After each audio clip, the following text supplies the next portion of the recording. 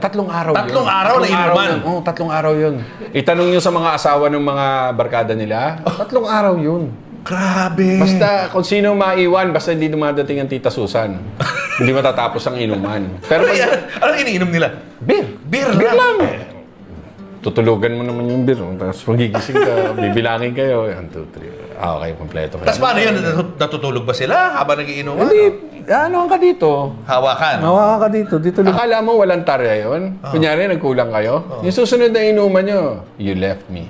Ah, naalala niya.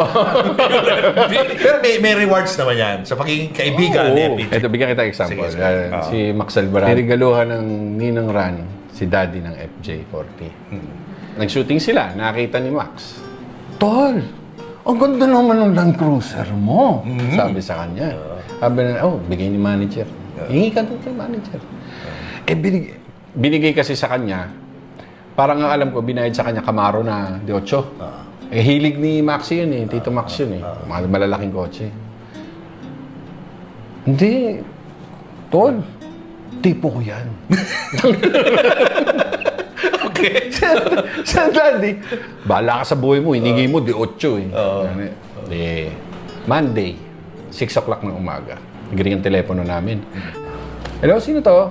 Boy! Tito Max mo to. Nandiyan ba ang utol ko? Dad, Tito Max, telepono. Max, bakit? Tol, tripo ko talaga yung Land Cruiser mo. Hindi ako makatulog eh. Tangin na, Max. Baba yung telepono. 1 linggo yun. 1 linggo ka. 1 linggo yun. Araw-araw yun. Hanggang linggo. Nung linggo, sagot ng daddy, Max, munta ka dito.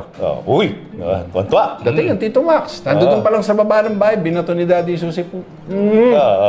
Uwi mo na, teka, huwag mo na akong tawagan na alas 6 ng umaga. Kaya nung hapon, tinawag ng Uncle Ran, tinawag ng daddy kay Uncle Ran. Sabi ng manager, nakakuha ni Max yung pula eh. Baka pwede mo akong kunan ng gasolina na kulay puti. Hapon, nandun doon. Nung Monday ng hapon. Nandun doon talaga, na. no? Iba sila. Amazing!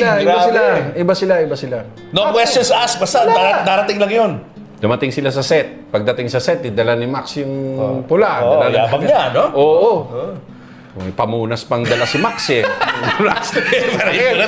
Nung pumarada si Daddy, puti ang dala. Parang mas maganda yan, Tol.